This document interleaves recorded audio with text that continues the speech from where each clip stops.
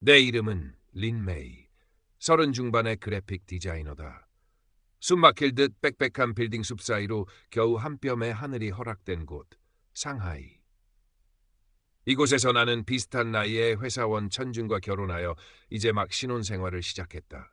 높은 물가와 치열한 경쟁 속에서 얻어낸 우리만의 작은 보금자리. 방 2개짜리 아담한 아파트지만 창밖으로 보이는 야경만큼이나 우리의 미래는 반짝일 거라 믿었다. 특히 작은 방 하나는 온전히 내 작업 공간으로 꾸밀 생각에 마음이 들떴다. 재택근무가 잦은 나에게 독립된 작업 공간은 단순한 방 이상의 의미였다. 질서와 안정을 갈망하는 내 성향처럼 깔끔하게 정돈된 공간에서 창의적인 에너지를 마음껏 발휘하고 싶었다.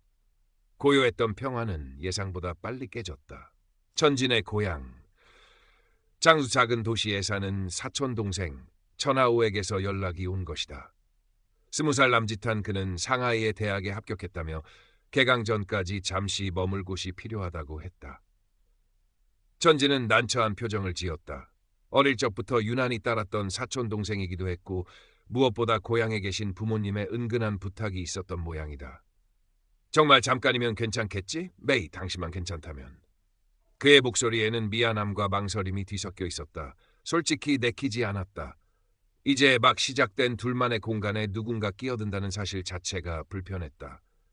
하지만 늦은 나이에 어렵게 시작한 결혼 생활이었고 좋은 아내, 좋은 며느리가 되어야 한다는 보이지 않는 압박감 속에서 나는 결국 고개를 끄덕였다.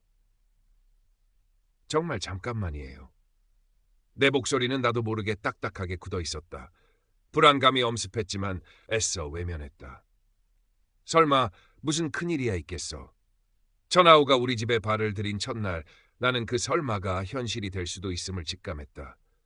그는 커다란 여행 가방 2개를 현관에 던지듯 내려놓고는 익숙하다는 듯 소파에 털썩 주저앉아 스마트폰만 들여다봤다. 최소한의 감사 인사나 예의는 찾아볼 수 없었다. 20살이면 어엿한 성인인데 어쩌면 저렇게 자기중심적일 수 있을까. 천지는 그런 천하오가 안쓰러운지 옆에서 연신 말을 걸며 챙겼다. 하오, 힘들었지? 필요한 거 있으면 형한테 다 말해. 그 모습이 썩 유쾌하지 않았지만 나는 입술을 깨물었다. 그래, 며칠이면 갈 사람이니까. 하지만 천하오의 잠깐은 기약 없는 동거로 이어졌다. 그는 당연하다는 듯이 내가 작업실로 점 찍어둔 작은 방을 차지했다. 방은 순식간에 그의 옷가지와 정체 모를 물건들로 발 디딜 틈 없이 변해갔다. 뱀 허물 벗듯 아무데나 옷을 던져놓는 것은 기본이었고 먹다 남은 음식물 쓰레기는 방문 앞에 쌓아두기 일쑤였다. 늦잠은 기본이고 밤늦게까지 게임을 하거나 친구들과 시끄럽게 통화하는 소리에 나는 잠을 설치기 시작했다. 가장 큰 문제는 내일의 직접적인 방해가 시작되었다는 점이었다. 재택근무 중인 내 방문을 노크도 없이 벌컥벌컥 열고 들어와서는 메이 형수, 뭐 먹을 거 없어요? 라거나 심심한데 같이 영화나 봐요. 같은 말을 아무렇지도 않게 던졌다. 중요한 클라이언트와 화상회의를 하는 중에도 아랑곳하지 않고 거실에서 큰 소리로 음악을 틀거나 친구를 데려와 떠들었다. 한 번은 내가 아끼는 고가의 헤드폰을 말도 없이 가져가서는 망가뜨려 놓기까지 했다. 쌓여가는 스트레스에 나는 몇 번이고 천진에게 불만을 토로했다. 처음에는 진지하게 들어주는 척하던 그도 점점 변해갔다. 메이, 하우, 아직 어려서 그래. 타지 생활이 힘들어서 그런가 보지. 내가 잘 타일러 볼게. 하지만 그의 타일러 봄은 아무런 효과가 없었다. 오히려 천하오 앞에서는 나 몰래 용돈을 쥐어주거나 형수는 좀 예민한 편이니까 네가 이해해라 하는 식으로 나를 이상한 사람으로 만들기도 했다. 천하오에게 직접 주의를 주려고 하면 그는 특유의 억울한 표정을 지으며 제가 뭘 그렇게 잘못했는데요? 라고 대묻거나 자리를 피해버렸다. 그의 수동 공격적인 태도는 나를 더욱 지치게 만들었다. 내 안에서는 분노와 좌절감이 들끓었다. 남편에 대한 실망감도 커져만 갔다. 이 사람은 정말 내 편이 맞을까? 우리의 공간, 우리의 관계보다 고향 가족과 사촌 동생이 더 중요한 걸까? 밤에는 잠을 이루지 못했고 낮에는 일에 집중할 수 없었다. 두통이 잦아졌고 사소한 실수도 늘어났다. 이러다가는 내일도 결혼 생활도 모두 망가질 것 같았다. 혼자 힘으로 상하이에서 자리를 잡고 내 영역을 지키며 살아온 지난 시간이 무색하게 느껴졌다. 나는 더 이상 물러설 곳이 없다고 느꼈다. 이대로는 안 된다. 무언가 행동을 취해야 했다. 감정적으로 폭발하는 대신 나는 조용히 증거를 모으기 시작했다. 천하오가 어질러 놓은 방 사진, 그가 망가뜨린 물건들, 작업 시간에 소음을 유발하는 소리 녹음, 내 업무에 차질이 생긴 기록들. 차곡차곡 쌓이는 증거들은 동시에 내 안에 쌓여가는 분노의 기록이기도 했다. 체면맨을 중시하는 문화 때문에 직접적인 갈등을 피하려 했던 나였지만 이제는 그 체면을 역으로 이용해야 할지도 모른다는 생각이 들었다. 이 문제는 더 이상 우리 부부만의 문제가 아니라 양가 집안 전체의 문제가 될 수도 있다는 것을 보여줘야 했다. 결정적인 사건은 중요한 프로젝트 마감일을 코앞에 두고 터졌다. 밤샘 작업을 해야 하는 상황이었는데 천하오는 친구들까지 데려와 거실에서 새벽까지 시끄럽게 게임을 했다. 조용히 해달라는 내 부탁은 가볍게 무시당했다. 설상가상으로 다음날 아침 나는 내 작업용 태블릿이 바닥에 떨어져 액정이 박살난 것을 발견했다. 간밤에 천하오와 그의 친구들이 거실에서 소란을 피우다 벌어진 일임이 분명했다. 순간 눈앞이 캄캄해졌다. 모든 감정이 뒤엉켜 폭발할 것 같았지만 나는 가까스로 이성을 붙잡았다. 그리고 결심했다. 더 이상은 못 참는다. 이번 주말 마침 천진의 부모님이 상하이에 오시기로 되어 있었다. 나는 그동안 모아온 증거들을 정리하며 차분히 계획을 세웠다. 저녁 식사 후 나는 천진에게 단호하게 말했다. 나 더 이상은 이렇게 못 살아요. 주말에 부모님 오시면 천하오 문제 정식으로 말씀드릴 거예요. 천진은 당황하며 나를 말렸지만 내 눈빛이 평소와 다르다는 것을 느꼈는지 더 이상 아무 말도 하지 못했다. 그의 얼굴에는 복잡한 심경이 역력했다. 어쩌면 그 역시 이 비정상적인 상황이 끝나기를 바라고 있었는지도 모른다. 주말 저녁, 어색한 긴장감 속에서 식사가 시작되었다. 시부모님은 오랜만에 만난 아들과 조카 반가운 듯 연신 천하오에게 이것저것 물으셨고 천하오는 능숙하게 애교를 부리며 분위기를 맞췄다. 나는 애써 태연한 척했지만 표정 관리가 쉽지 않았다.